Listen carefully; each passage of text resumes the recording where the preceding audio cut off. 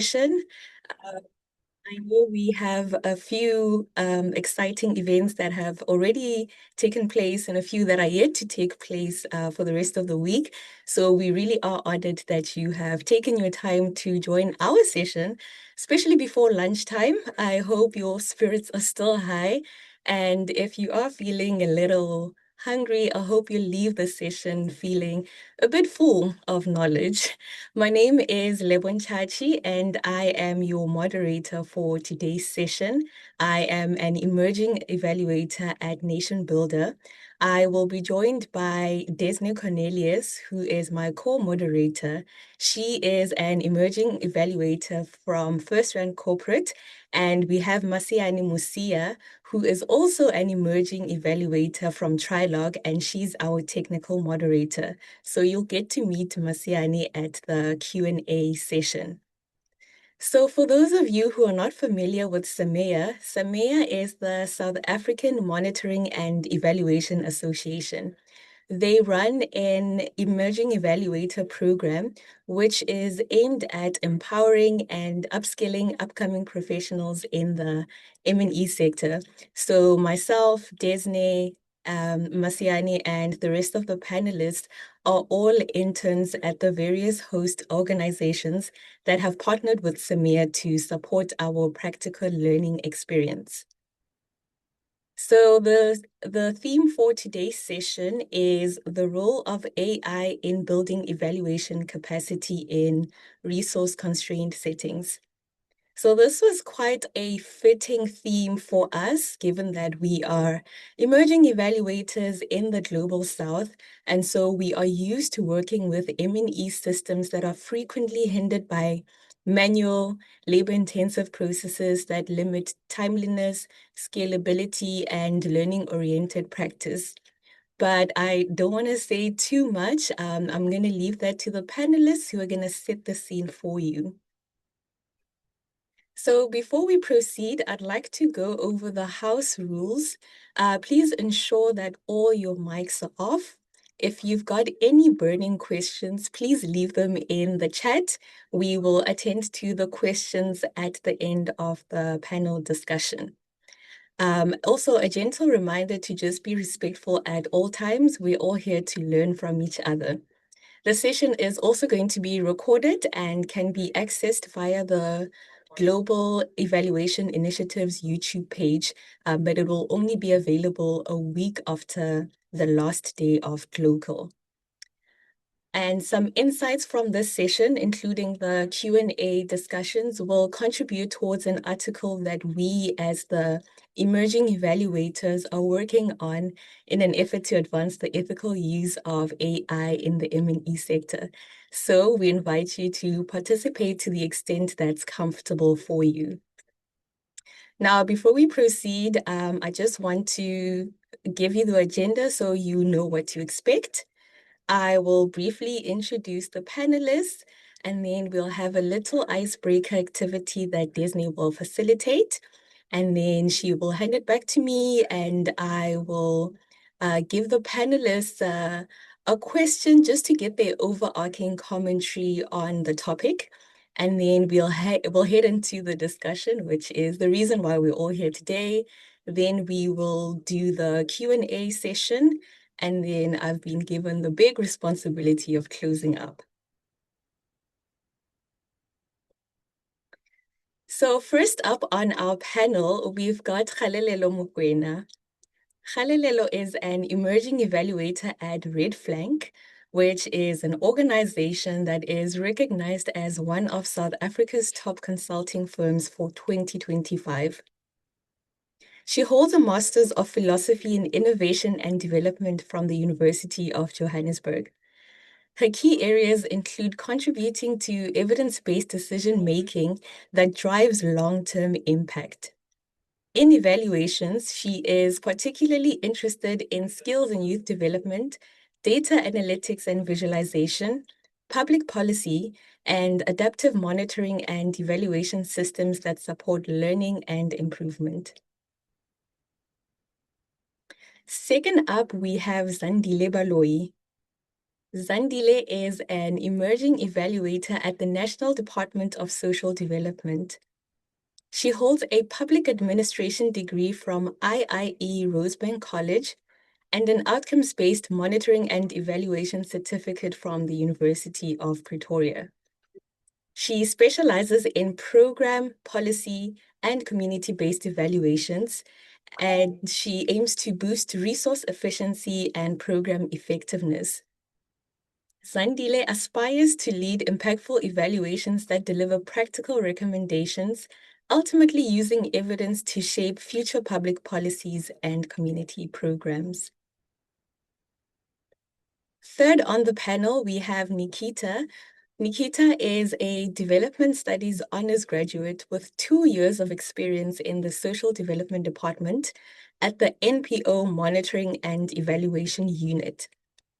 She is hosted by the National Department of Social Development and holds a BA honors in development studies and a BA in humanities, where she majored in development studies and public management. Furthermore, she holds a TEFL certificate and brings strong analytical and interpersonal skills, critical thinking, and a drive to deliver high-quality work. She describes herself as a highly motivated team player and good communicator. And last but certainly not least, we have Benita Mokoni. Benita is currently placed at the Do More Foundation, which is an NPO advancing early childhood development. She holds a Master's of Social Science in Social Development from the University of Cape Town, a Bachelor of Social Science Honors, and a Bachelor of Education. Her experience includes contributing to national research initiatives with Statistics South Africa that informed national policy, leading complex program evaluations, and developing educational resource guides to support program implementation. She is also an alumna of Sentient Futures Competitive AIX Animals Fellowship, which examined the application of AI, machine learning, and genetic engineering for non-human sentient beings. So I think it's safe to say that you are in capable hands and in educated hands for today's discussion. I will hand over to Desney, who will lead us through our icebreaker activity. Thank you, Lebo. Good afternoon, all. Welcome to our icebreaker session. This activity consists of 1 question and 5 answer options. Please choose the answer that you prefer. Thereafter, we'll announce the answers that was selected. The question goes as follows. Which single risk concerns you most about AI in evaluation in a research constrained setting? Algorithm bias, reinforcing existing inequalities, unequal access to technology, loss of human contextual judgment, data privacy, over automation without local ownership.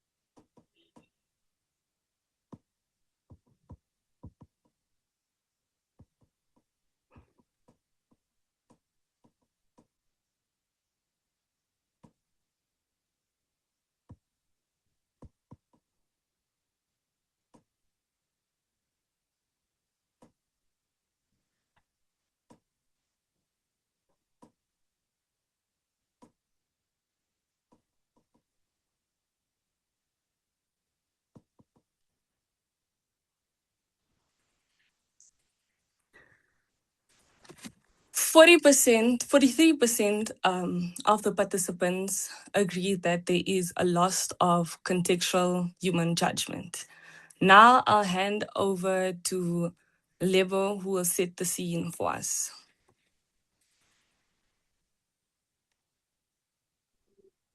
Thank you, Disney.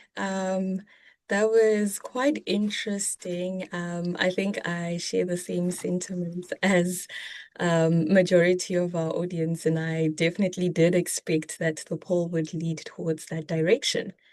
So, as you all have heard, in the beginning, I did say the theme for today's session is the role of AI in building evaluation capacity in resource-constrained settings.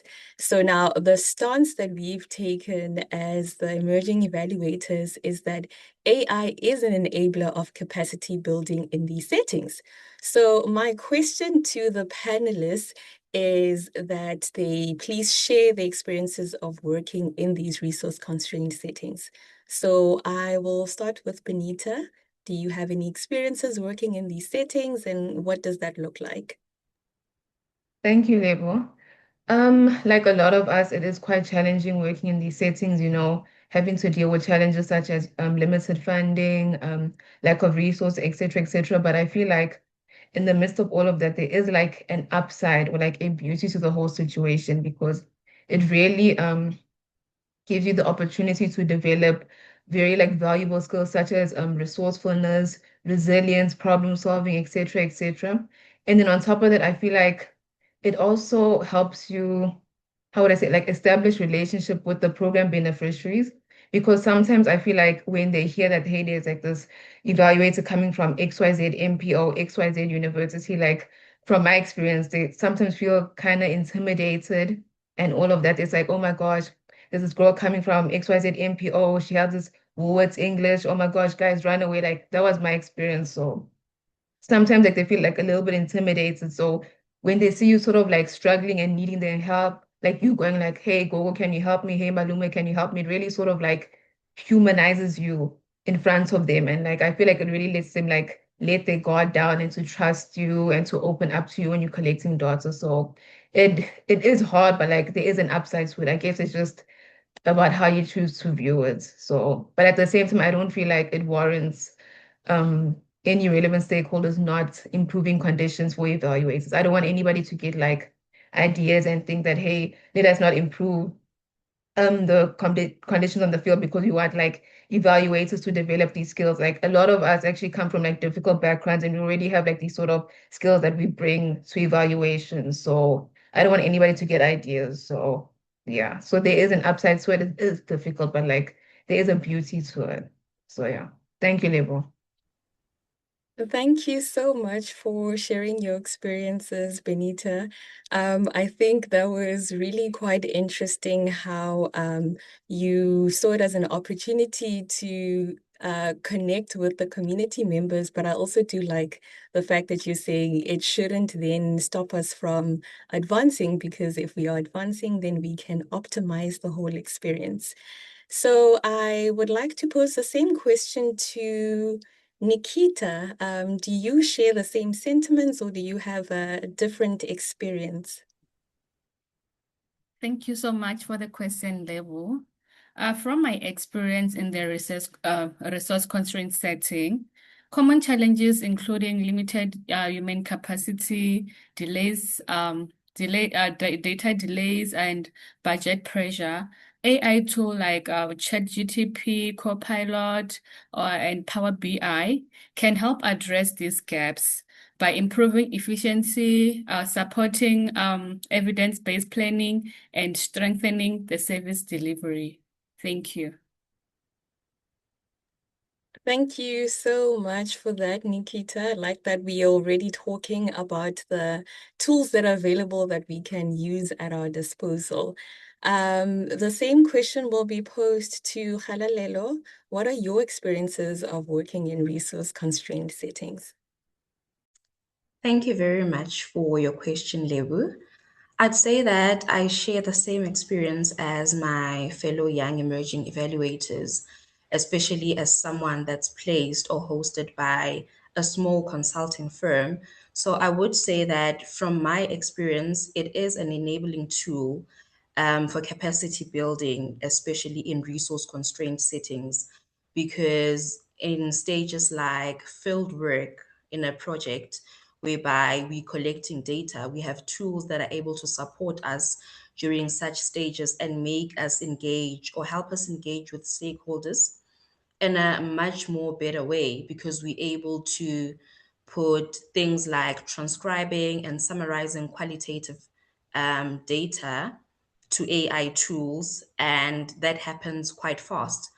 And I'd say that it also provides support in terms of translation and communication, where language barriers are not a concern, because we still have areas whereby we don't have tools that can transcribe all the official South African languages, for instance. And I would say that these tools help us reduce the time that we spend on a task that is more manual, for instance, allowing us to focus more on learning while we're evaluating these programs. Because the more you engage with stakeholders and beneficiaries, you also learn a lot from them. And it also allows us to focus on evidence-based decision making. But like I said, that I still think that there is a need for sufficient AI tools that support African data collection processes, such as transcription softwares and generative AI platforms that are able to transcribe and work with all our official African languages, as this would make the process more inclusive, and it would remove or improve the language barriers that we have in the data collection process. So, in closing, I just say that there is a need to strengthen the AI tools that we currently have so that they align and support our local needs. But they are definitely enabling tools in resource constrained settings. Thank you very much. Thank you so much for sharing your experience, Kgalelo. I also relate to that because we recently did data collection in rural KZN and they could not speak English. So it would have been great to have a tool that could have assisted us with the language barrier. And if there are any innovators in the audience, this could be your next big idea. So thank you, Kgalelo. Zandi, the same question applies to you. What are your experiences working in resource-constrained settings? Thank you very much for your question, Level. So I do agree with what my colleagues are saying. So in my case, I have been in M&E space for 2 years and a few months, and what I have seen so far is the issue of data collection, which is manual. We used the old way whereby you must draft a questionnaire, print, and go out, collect data, come back, and then capture it. So that's time consuming. And then at the end of the day, it also does affect reporting because it gets delayed. So I think AI can help us a lot in that case. It can, yeah, in a way, make it more efficient when we collect data. So I do agree that, yeah, it can help us and also save time. Thank you. Thank you so much for sharing that, Zandile. So what I'm gathering from you is that AI would help us reduce the workload by removing duplication of efforts and allowing us to use our time for much more important tasks like analyses, for example. So thank you to all the panelists for those responses and for helping me set the scene for the rest of our audience on what this setting that we're talking about looks like, and by tapping into your experiences. I think what I've gathered from all of your responses is that there is a space for AI, but it should complement the human parts of M&E. So I will now hand over to Desne, who will now take us through the reason why we're all gathered today, to lead the discussion. Over to you, Desne. Thank you so much, Lilo, for setting the scene for us. The moment that we've all been waiting for, the panel discussion. So we'll start off with Kgalelo. Kgalelo, the question for you is, what are the biggest challenges currently limiting effective monitoring and evaluation in a research-constrained setting? All right, thank you very much for your question, Desni. Okay, there are quite a number of challenges that are affecting monitoring and evaluation in resource constrained settings. And from my experience, I'd say I look at both the financial and non-financial resources, as I find both equally important in monitoring and evaluation. And starting with the financial side, I'd say the financial constraints or budget limitations that we have are quite a challenge in monitoring and evaluation, especially in your NGOs or your community-based organizations, whereby the focus might be more on service delivery and there might be quite some limited funding or money assigned to actually evaluating the program and assessing that we have done this program, but what impact has it had? And not just looking at the numbers, how many people were able to find jobs after that, and going beyond the outcomes and looking at things like the impact. So I'd say that financial constraints are quite a big challenge, especially because a lot of programs still rely on external funding, and that might come with other requirements for the program as well. Another challenge I would look at is the shortages that we have in workplaces when it comes to the staff and the specialized skills. And when I say staff members, I'd refer it back to the financial constraints that we have. You'd find that there are only a number of evaluators placed for evaluating a certain program, and they might be a bit understaffed. So the staff shortages come in there. And with the specialized skills, I would say that we are moving towards a very digital and technological space. And going back to funders as well, or whoever is responsible for funding the program, they might have certain requirements or expectations of how you present the data or how you analyze the data.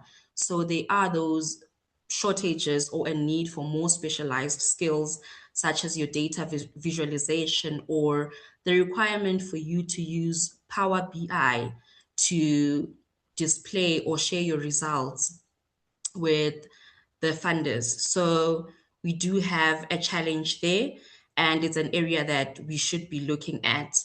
I'd also say that limited technological infrastructure, and it goes back to where we currently are in evaluation. We are using a lot of digital or AI tools, and that requires a lot of technological infrastructure for processes such as data collection, whereby we're moving away from your in-person interviews to more online interviews and surveys. And with the energy crisis that we're facing, you might find that it hinders the process a lot. And we still have digital gaps in the global south, whereby other people don't have access to those digital tools, your laptops or your smartphones, previous beneficiaries, for instance, of certain programs to join that interview or to do that survey that you would like them to do, for instance, to evaluate impact. So the limited technological infrastructure remains a big challenge for us, as well as your limited stakeholder engagement. You might find that you have a program you're evaluating, but you just can't find the beneficiaries or people to be part of your engagement. And that leads to, or is a result of other factors such as your broader contextual pressures, whereby people are now unemployed. They were on a certain program, but they've been unemployed and they are not able to participate in the evaluation study due to whether it's data challenges or not having access to digital devices to complete a survey or to join an interview that's assessing impact or their experience in a certain program. And with broader contextual pressures, it also goes back to political factors that we really can't control. your socio-economic issues, as well as language barriers, whereby I already mentioned those earlier. So I think I'll park it there for now. Thank you very much. Thank you, Kgalelelo. That was really insightful, especially regarding to the issues that we face with infrastructure challenges, load shedding, the ongoing load shedding that we have as a country. So it really hinders the evaluation that needs to take place. So now I hand over to Zandile. And Zandile, the question that is posed to you is, how can AI help address some of the long-standing capacity and efficiency challenges in monitoring and evaluation? Thank you, Disney, for your question.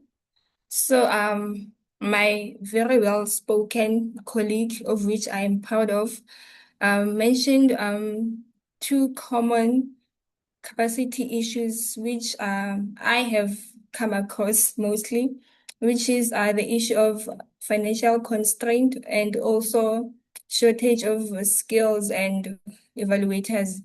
So mostly I think we can all agree, or if not all, most of us can agree that in the public sector, most times we do have issues with budget.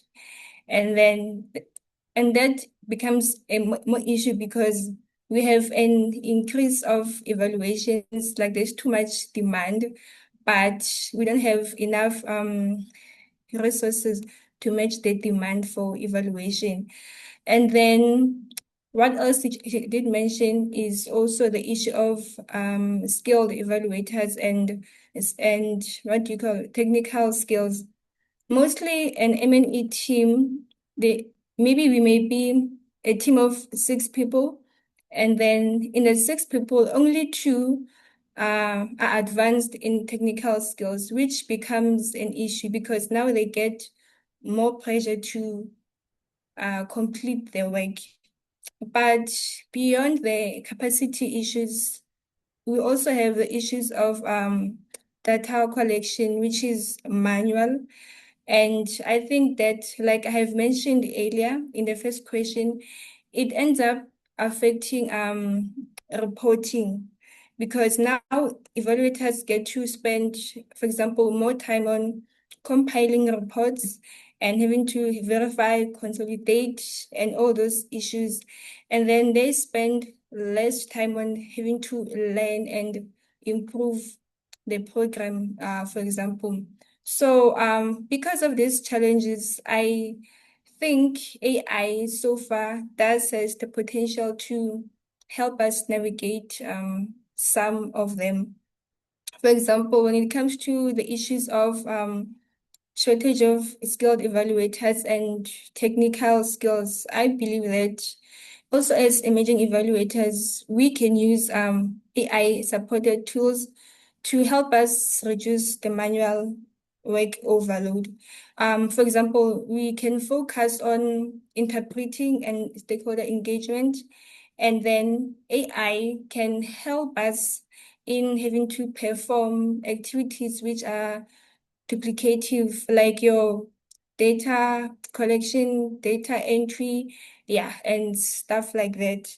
And when it comes to the efficiency part, I believe that what AI can help us to do is to, for example, have to generate dashboards for us. I mean, I believe that we all love a good presentation. We all love seeing good chats and graphs and stuff. So, and that takes time on its own. So I believe AI can help us generate the dashboards and summaries, and then we can do the other parts of interpreting. So yeah, AI for me, it does. In my case, I have used ChatGPT for a short while, especially when I have tight deadlines. But because I saw that there was an issue whereby now I was beginning to trust AI more than my own skills, and I had to avoid because God so help me, and I need to have skills in M&E so I can be, yeah, where I wanna be. So, as much as AI does help us and it also creates opportunities for us, we must also think if it empowers us or it also make us depend more on it, which is dangerous. For example, on one hand, if we use AI the correct way, it can open up access to evaluation knowledge. It can also help us in having to research, draft reports. But if we do not use AI correctly and depend too much on it, it can, for example, limit our M&E foundational skills, which are very critical in the work that we do, like having to analyze, which is very important. So also having to engage with different stakeholders. So I do believe that as much as we like AI and it does help us, we need to be mindful that we do not depend on it, but it helps us as a co-pilot. Yeah, if I can say it like that, it must be a co-pilot, not the pilot itself. We are the pilot. It must just help us. And what I have read something regarding a draft national AI policy, whereby in a policy there were AI citations without verification. Now that also does show you that at the end of the day, we do need human oversight when it comes to the use of AI. We must not just let AI do the work for us. We still need people who are gonna verify the findings, who are gonna ensure that, we use AI correctly, who are gonna interpret also the findings. So, I wanna just say, as emerging evaluators, we must be aware of how we use AI. So, in conclusion, I may say that the danger is not the existence and the use of AI, but it is about using AI responsibly. So the future of evaluation in AI should not be a thing of AI against humans, but rather responsible integration. Thank you. Thank you so much, Zandile. That response was very well articulated and it was really informative. Zandile, what I take from your response is that we should not depend on AI, but we should use it as a guiding tool.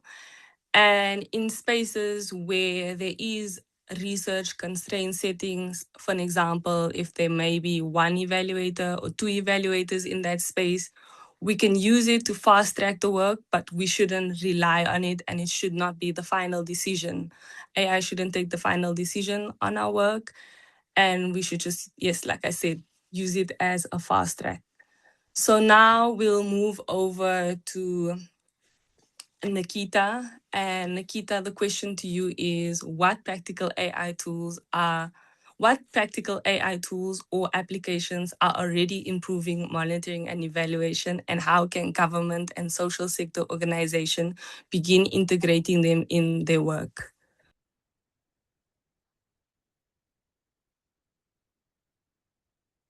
Thank you so much for the question, Disney. So, artificial intelligence is transforming monitoring and evaluation by making data collection, reporting, decision making faster and more accurate. AI is helping to reduce manual work, like Zandi said, identify pattern and strengthening evidence-based planning. We've got our AI tool for data collection, which is called Kubo Toolbox. Kubo Toolbox is used for digital survey and field data collection, especially in remote area. The Kubo Toolbox is helping from doing the manual data collection to transforming it to the AI era.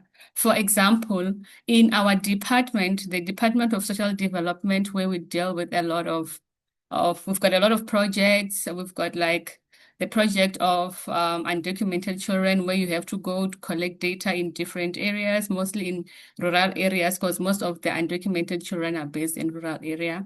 So we can utilize the Kubo toolbox for collecting data. We can use our tablets and our phone instead of paperwork. And it also saves time, like unlike using the normal the paperwork of giving them questionnaire, coming back to the office with a pile of questionnaire, having to capture all those things. It really it's time consuming. But again, I would advise one to know how to collect data manually for in case, because most of the AI tools they use they need Wi-Fi. Sometimes you go to rural areas where the Wi-Fi is not even connected. You have to know the manual part of it. Because you cannot say I'm not going to collect data because there's no internet. You need to know the manual part of it. Like so, for example, when you are driving a car, that's automatic, that's manual. Now I advise you must know how to drive all the cars. For in case you're you are in a very critical maybe situation, you have to drive someone to the hospital, the car which is there is manual. So someone must die because you don't know how to drive the manual car. So it really has to work. The AI and the manual part have to work hand in hand. So let's move on to the next AI tool, which is for data analysis and evaluation. This is the micro copilot, which is very common to most of the department organizations. People are using it. This one is very important for analyzing data quickly, draft reports, and summarize. It also saves time. We've got the Chat GPT. This is common to everyone. I'm sure all of us, our audience and all the panelists have used the Chat GPT. So again, the Chat GPT, we also have to apply our knowledge because now you're asking Chat GPT like literally everything. Now people who can't even think critically, it's just you and the AI tools. So let's move on to the AI tool for monitoring dashboard and presentation. We've got the Power BI, which is creating the real-time dashboard and monitoring reports. Let's say for a practical example, the provincial department monitoring grant delivery can use Power BI dashboard to track application, approval, payment, and delays by the district. Okay, can we move forward to the next AI tool, which is for diagrams and program design? This is the Canva AI. The Canva AI, most of the people have used it. As you can see, our background, you can tell it's Canva AI, which looks good. And then this one, it's used when preparing new intervention. Okay, sorry about that. For example, it's used to create theories of change. In most of our monitoring and evaluation, we do a lot of theory of change. If there are people sitting here who are on MLE, they will relate to the theory of change, the stakeholder mapping, and the program diagrams. For example, when preparing a new intervention for children on the move, team can use Canva AI to map stakeholders, risk, and program pathway during the workshop. So we have another AI tool for presentation. This one I learned it, last week. It's very good. This is very good, and it really helps anyone who is very shy. This one is called Mentimeter. It's an intervention, presentation, and audience engagement. It's an AI tool that allows presenter to ask questions and give live response from participation. It's often anonymous. Like, for example, a presenter may ask, what word comes to your mind when you hear digital transformation? And then you as a participant, you can just, because that's, what do you call that? That thing that you're gonna scan your phone. You're gonna scan with your phone, then it gives you the link. Ne? You're gonna scan with your phone, it gives you a link so that you can be able to respond. So the presenter may ask, what comes into your mind when you hear digital transformation? And then as Benita, you'd be like, oh, I know technology. And then maybe Kalalelo are okay, change. And then because Kalelo, she's shy, she can't raise her hand, but then it's easy for Kalelo to just write it and then it's gonna pop there live. I loved it so much. It's very good for workshops, for like trainings. This one is perfect. So as I'm gonna be wrapping, so the AI tool is no longer the future concept. It's already improving the monitoring and evaluation. Tools such as um, Kubo Toolbox, ChatGPT, Power BI, they're already helping organizations. They're collecting data, analyzing information faster, and communicate finding more effectively. For government and social sector organization, success lies in starting small, building staff capacity, and using AI responsible to strengthen accountability and improving program outcome. AI should not replace people, but rather support them because M&E still depend on human judgment. Like I said, when it comes to data collection, we engage better when we are talking to the people who are more affected or whoever that we want answers from. So M&E depend more on human judgment, context, ethics, and empathy to make informed and accountable decisions. The goal is not to replace human expertise, but to use AI as a tool that strengthens and enhance it.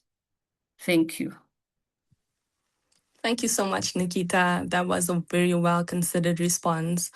What I appreciate of your response is how we have your likes of ChatGPT, Power BI, and your Copilot, how these tools are here to assist evaluators or emerging evaluators, and how it processes different data sources for evaluators.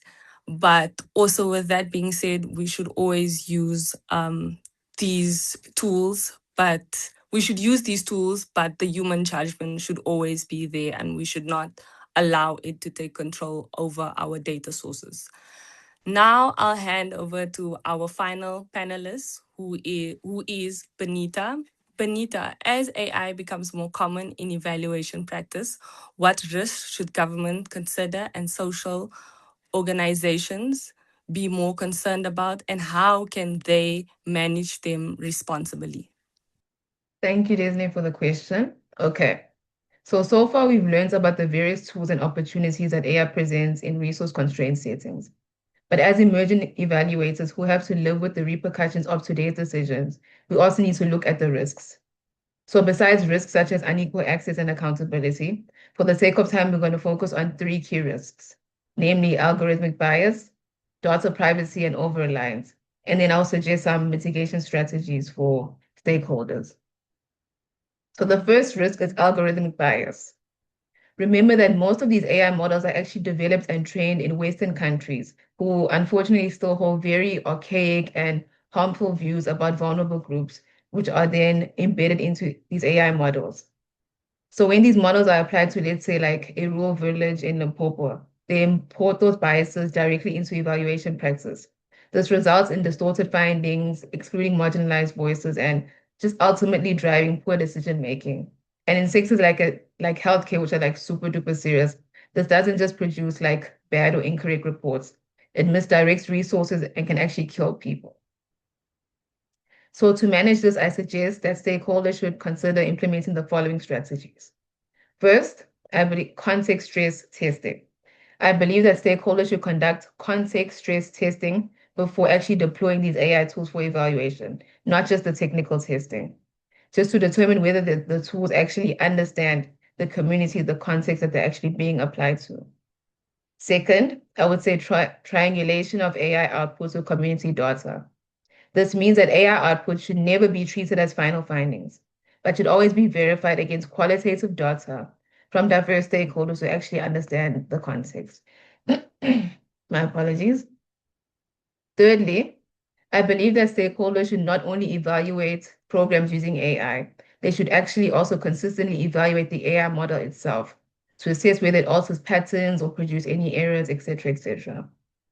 And finally, I we need greater investments in the co-development of AI systems with African practitioners, linguists, and communities, rather than importing tools built out elsewhere and then hoping that they fit our realities. So the second risk is about data privacy, consent, and data ownership. And it's not just about data privacy. I want you to look at it from like the lens of like power play, sovereignty. Okay. Remember, when foreign systems own the infrastructure processing African data, they aren't just holding information, they are holding power. And the question we need to ask ourselves is, what can they do with this power? I believe that they can shape how our communities are defined globally, what problems get surfaced, and what solutions are recommended. They can extract sensitive data about our needs, our vulnerabilities, and use it to make decisions about us, without us, and sometimes even against us. And it doesn't always look like super sinister. In a study by Dr. Lesedi Matlala, evaluators reported a survey platform had been sharing participant data for market research. See, that's the danger. It's not always some dramatic breach. Sometimes it's just like a little clause that's buried in page 200 of the terms and conditions that nobody's going to read. I'm not going to read it, to be honest. And neither are you, I doubt it. So, to address the several measures are key. As I mentioned prior, the first investment is in African-owned AI structures. So I'm going to try something now. Masiani, stay on the slide. We're just going to take a little detour. I hope that's okay. Stay on that slide. Okay. So I believe that all this talk about ethics and risks, as well as the mitigation strategies, really starts with us creating our own AI tools rather than importing them from the West.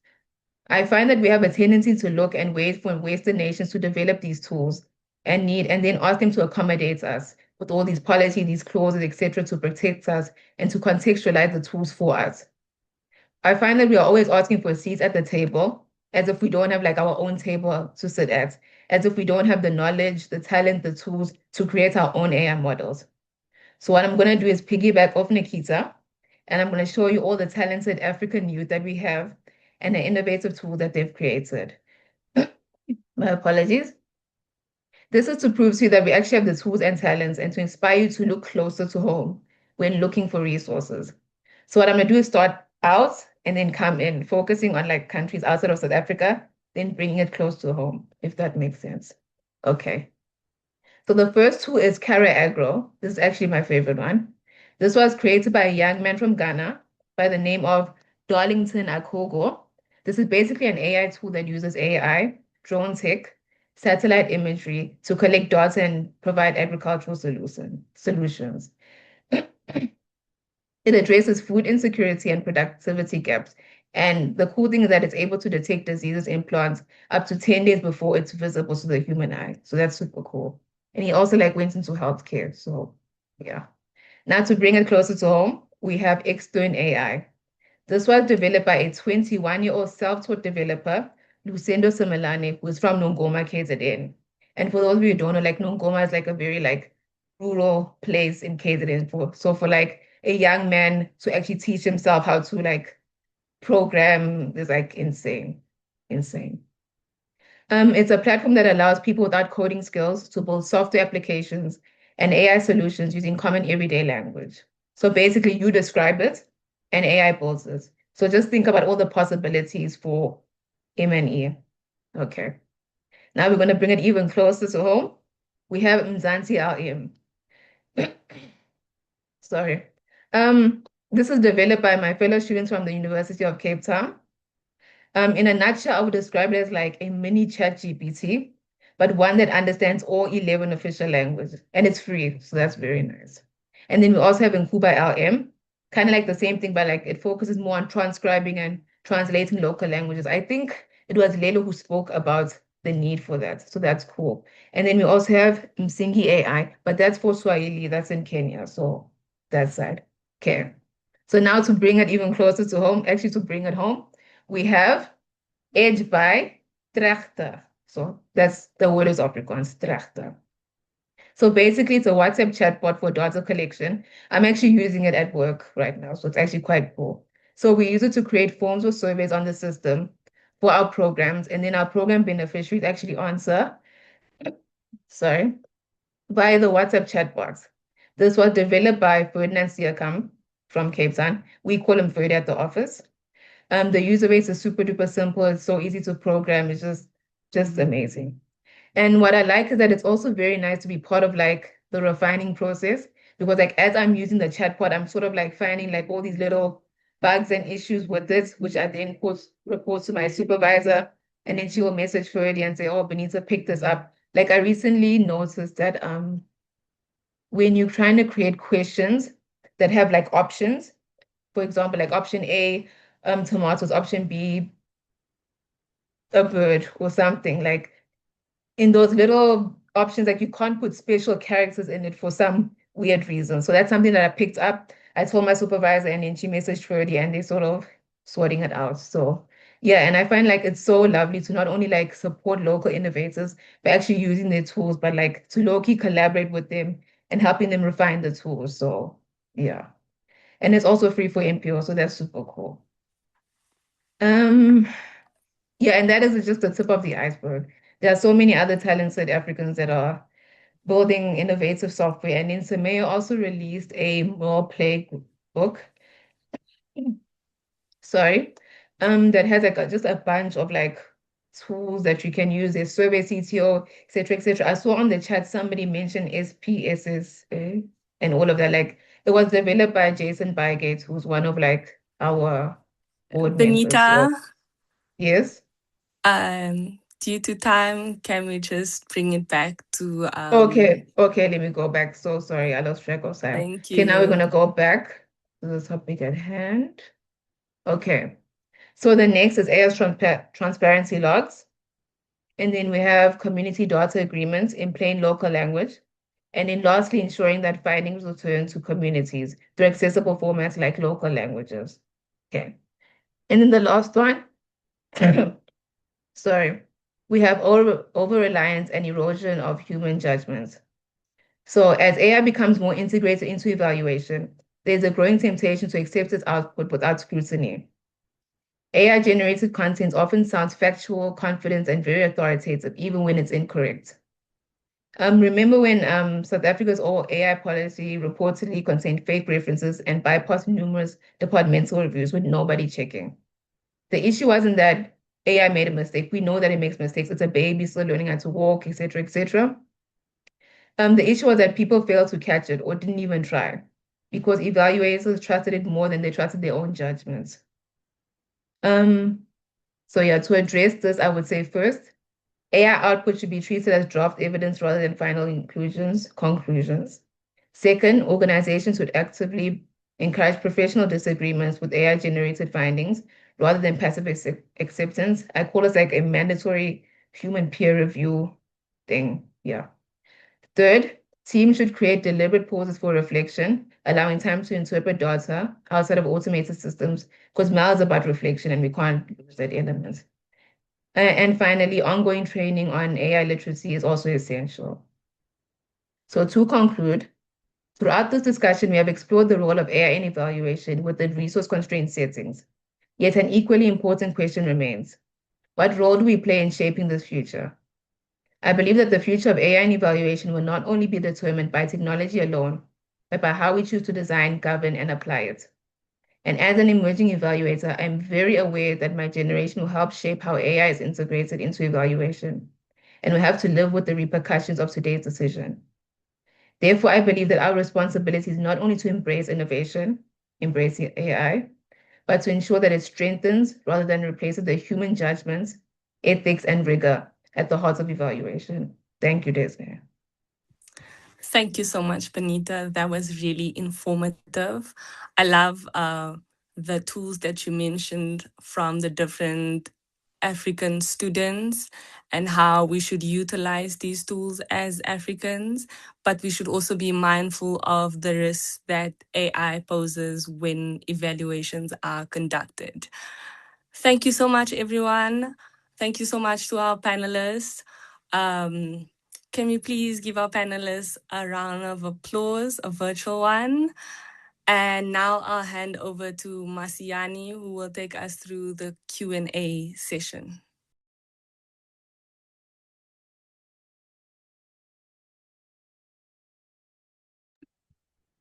Thank you very much, Desney. We are really learning a lot today, and our chat box is full, but one of the serious complaints that we're getting, or something that our audience would like to get, is the list that you just said, Benita. Are you able to write that on the chat box for everyone? Okay, you will be getting that. And then to answer our question, especially because this is open to everyone on the panel, if you know, you can relate to this. And you did mention that just now, the SPSS, Benita, which you spoke about, Divya Sudna Velemala would like to know the traditional data analysis tool, such as SPSS, be still relevant to evaluation in the future? Now, considering AI's impact on evaluation, is it still a major tool in M&E, and will it continue to be in the future?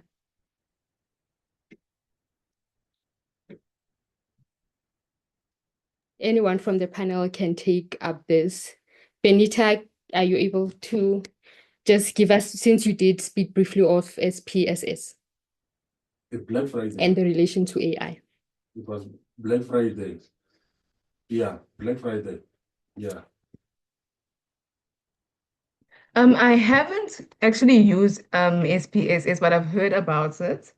I know that there's SPSS and there's Tableau and all of that there, and they're all like data management like tools and all of that there. And at the core of evaluation, you have to like manage the data and all of that there. So I'm pretty sure like in the future it will still be a thing.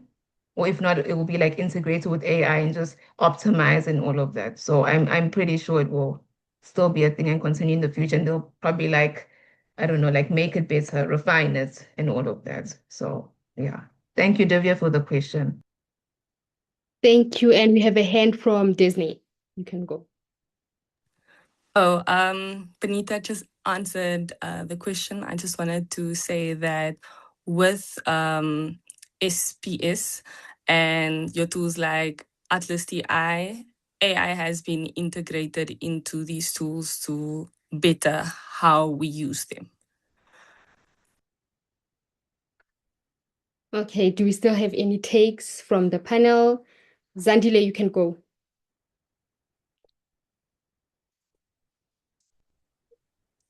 Thank you, Masiani. So I agree with what Disney said, because where I was working previously, we were using Atlas TI in our case, and then like she said that there's also AI inside these tools. So I think even in the future, yeah, it's still gonna be a thing, because it also goes back to AI must not wipe out everything of what we know. It must just work together so it can make it more stronger. So I think, yeah, it's still gonna be a thing even in the future, just more improved. Thank you. Okay, and also still open to the panel, which AI tool is best for beginners? And when I say beginners, I'm not saying about experience-wise, but with using AI tools in general for everyone. Kalalelo, you can go.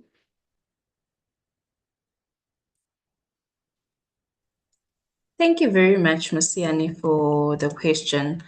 I'd say that with AI tools that are best for beginners would be your ChatGPT and Copilot, because they're not really complicated and don't require you to have those extensive skills, such as maybe Power BI. So I'd keep it there. I think they are very friendly to beginners and everyone trying to learn and figure their way around AI tools. However, the ethical use of it is very important, and being able to know the limitations to it and not use it in cases of interpreting your data, for instance. So the human interference is still very critical. It's still very important in evaluations. Thanks, Masiani.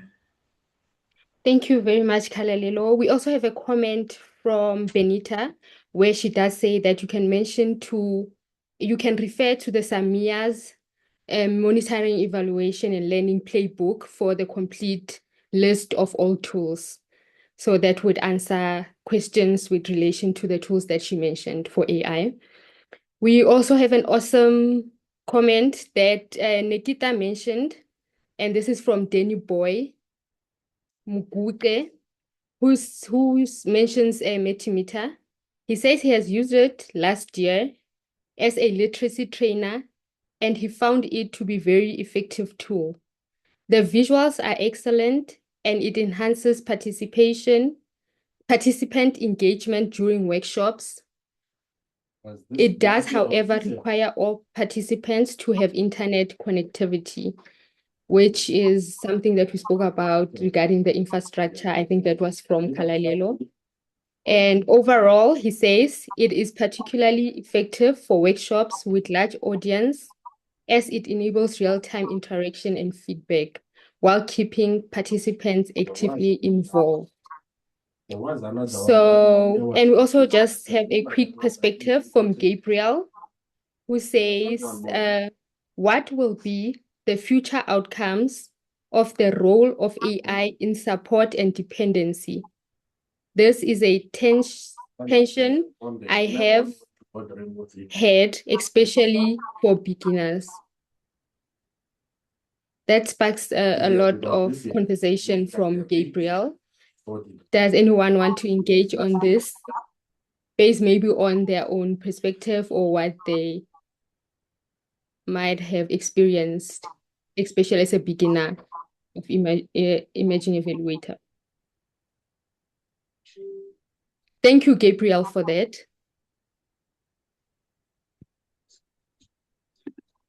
You can go. We can get Nikita. We can hear your voice in that. Oh, sorry, I had raised my hand, but then I wanted to comment with the Mentimeter tool, but I think with what he had said, he had mentioned everything. So for me, I'm agreeing with him, or it makes the workshop very interesting. Like you might sit down as a participant with a very good answer, but because maybe of your confidence or your low self-esteem, you can't bring out that question, that answer. But with the Mentimeter, it's very nice because you're going to bring out your answer. It's going to be live there. It won't even show it's from Kalalelo or it's from Nikita. But the fact that it's there, everyone can see you are happy as well sitting down. So the Mentimeter, I think it's very effective. It's very, very, very good. I wanted to add on Thank that. you. Thank you. That's beautiful. We're learning a lot. And then Gabriel, you have your hand up. You can go. All right, thank you. Am I audible enough? Yes, you are. Yes, so my perspective that I raised about the role of AI in the future in terms of support and dependency, that is a tension that I've had with some colleagues in terms of the work that I do. We've come in a generation where there's constant advocacy for the use of AI, and this advocacy is much appreciated with persons that have practically worked in the field before and know how to do things. A quick example of my role as a monitoring and evaluation consultant in the health space, I evaluate programs about cataract and ophthalmology consultancy.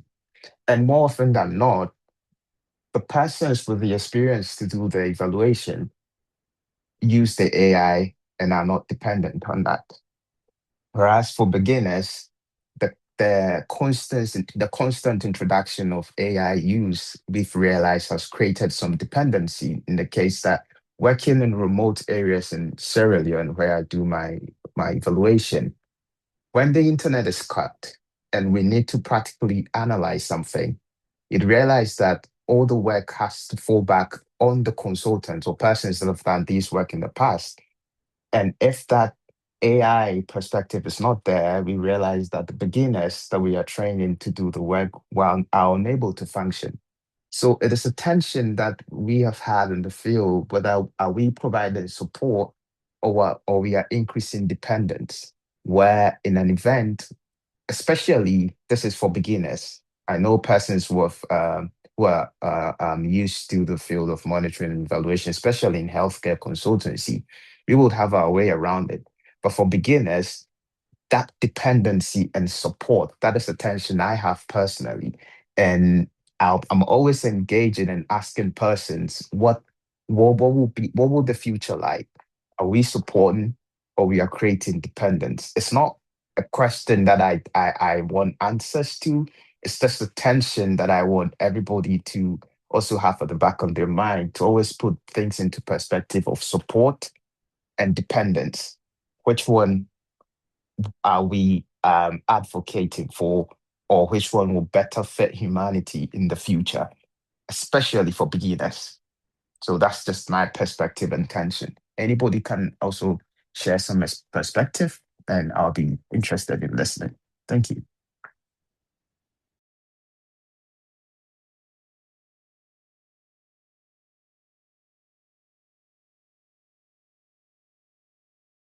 Masiani, you're on mute.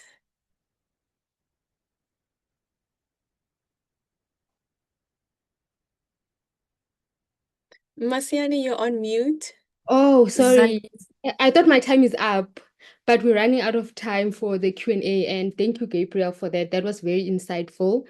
And we do have 2 hands from our panelists. Maybe you can just 2 minutes. The floor is open. Zandi, you can go first. Thank you, Masiani. I just wanted to say, I do get what, was being said right now. Just like I said that in my case, I did use ChatGPT when I had tight deadlines. But because I saw that now I'm beginning to depend too much on it, I had to stop, using it for my own sake. So I think to some extent, as much as our bosses can try to help us to not depend. At some point, it does rely on you as a person to say that, do you want to empower yourself or do you want to just depend on something? So I think some of the accountability, goes to the user and not the manager. So I think putting too much stress on yourself, I do get where it's coming from because you wanna empower the young ones, but they must also take accountability for how they use AI. So that's what I wanted to say. Thank you very much, Zandi. And just the last person that I'm going to take, Lebo, are you cutting me off anytime soon? We have someone from the audience, and it is Anisha Maharaj. You can go. I think we're having too much fun. I will give you 4 more minutes. Okay. Thank you. Anisha, you can go.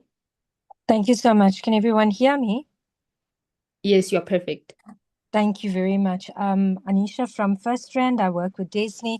I would just like to add that although we have all these amazing tools for AI, it is absolutely critical that all our emerging evaluators, including the evaluators that have been in the field thus far, have those core methodological data analytic skills. It is absolutely critical. We use and leverage off AI tools and their capability to give us that added credence to the work and the findings that we need to report on. However, I think it's incumbent on us to ensure that we have those base skills and that we are able to utilize that knowledge whilst we implement the use of AI tools going forward. It's really critical that we able to have that really tight balance. Thank you. Thank you very much, Anisha. That was very insightful as well, especially for us as emerging evaluators to consider going forward. And thank you very much, Lebo. If you have any other questions, sorry, audience, you can just post them in the group and we'll answer from there. Thank you. Thank you so much for that, Masiani. I think you missed one question. Well, it was more of a comment to the question that we posed in the chat. So we asked, as AI continues to shape development practice, what should the future of evaluation look like? And I see Busisiwe has left a response to that. So Busisiwe, do you mind just unmuting yourself and just taking us through your response?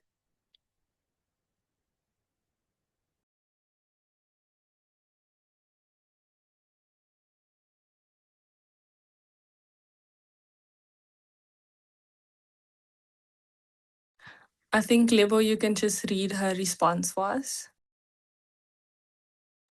Okay, seems like she's not here, but Busisiwe says the future of evaluation is not about replacing human judgment with algorithms. It is about supercharging human accountability. By offloading the heavy lifting of data aggregation to AI, evaluators can elevate their role, focusing deeply on ethics, structural impact, sustainability, and the genuine transformation of public systems. And I think that's some really good insights that we can take with us when we leave today's session. I'd also just like to encourage the audience to continue to engage with this question. You don't have to do it in the chat, but amongst your communities on LinkedIn, have a thought piece centered around this question and tag us if you can. I think it's just really nice for us to reflect after, getting these nuggets of information from our panelists. So I think it's safe to say that we have reached the end of today's panel discussion, today's event. It has been nothing short of amazing and very, very insightful. So I just want to go over some highlights, some things that stood out for me as the panelists were speaking. So I think we started off with Kgalelelo, who took us through the plethora of challenges that we face in our global south settings. And it felt at some point that it's a bit hopeless, but then AI to the rescue to some extent, where Zandile spoke about how using AI can help reduce manual work overload and enhance reporting and communication. But then she cautioned us to not depend too much on AI and rather use it as a tool to empower ourselves and to just help us streamline whatever work that we need to do within our M&E processes. And she did emphasize that the human oversight in the use of AI is crucial. And she did say that we also need to integrate it responsibly, which ties very nicely to what one of our audience members said about emerging evaluators needing to have the fundamental skills and utilizing that knowledge while still integrating AI. So just using AI to assist, but not using AI as the core thing. And then Nikita took us through some practical tools that you can use at the different stages of the evaluation process. She took us through some examples of data collection tools, synthesis tools, dashboards, and visualizations. And might I add that in the beginning, we did a little icebreaker, and that was also an AI tool. So we are already integrating AI in our work ourselves. And the highlight from her segment was that success lies in starting small and building capacity, and something that can help organizations who are not sure where exactly to start, even after this very fruitful conversation, is perhaps looking into SAMEA's tech-enabled Merle playbook. So I think Benita mentioned this during her segment. So it's a book that was compiled by Jason and the tech group, and it helps you if you are starting out, if you are beginner level, you're not sure where exactly to go, what tools to start with. It's a great guide. So I would highly recommend that you look into that. And then as Benita took us through her section, she was talking about the risks that we need to be concerned about with this use of AI. And she mentioned systematic errors produced by the algorithms, program processes, and how an over-reliance on AI, which may lead to the loss of critical thinking and human judgment. And it also just made me think of this concept of illusion of understanding, whereby you'll go go to ChatGPT and ask it to explain this complex thing, and it explains it so simply that you think you really know and you think you really understand what it is, but it's really just an illusion. You don't know as much as it's actually explaining. But we also did learn that there's plenty of African tools already that we can lean into. Benita has posted those in the chat, so if you guys want to investigate some of those, then you can go ahead and do so. So the future of M&E is here, and AI integration is already readily available in our tools.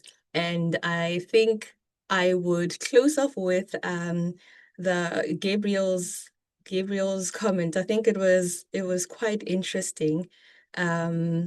He mentioned that the advocacy of AI use in M&E has led to dependency on AI, and it had me thinking, how do we mitigate this tension? So that is food for thought for everyone that was present for today's session. So I would say we need to be accountable, we need to empower ourselves, and we need to use AI responsibly. So with that being said, I would like to close this session, but I cannot close without giving acknowledgement to our host organizations. We've got Trilog, First Rand, Red Flank, the National Department of Social Development, the Do More Foundation, SAMEA, and last but certainly not least, Nation Builder, who's my host organization. And then thank you once again to the Global Evaluation Initiative for giving us this platform to have this very fruitful and engaging discussion. And thank you once again to our participants, our panelists, for sharing their nuggets of wisdom. And thank you so much to the audience, because we wouldn't have this event if you hadn't signed up. So thank you so much for sparing your lunchtime and using yes, and spending it with us. Earlier on, I said if you were feeling hungry, I hope when you leave the session, you are feeling a bit satisfied and a bit filled with some knowledge. And that still applies. I hope you've learned something. And if you haven't, I hope it's encouragement to go learn something. So thank you once again to everyone who's made this event possible today. As I mentioned, the video will be available on the Global Evaluation Initiative's YouTube page, but only a week after we close up the Glocal week. So thank you guys once again, and have a lovely week.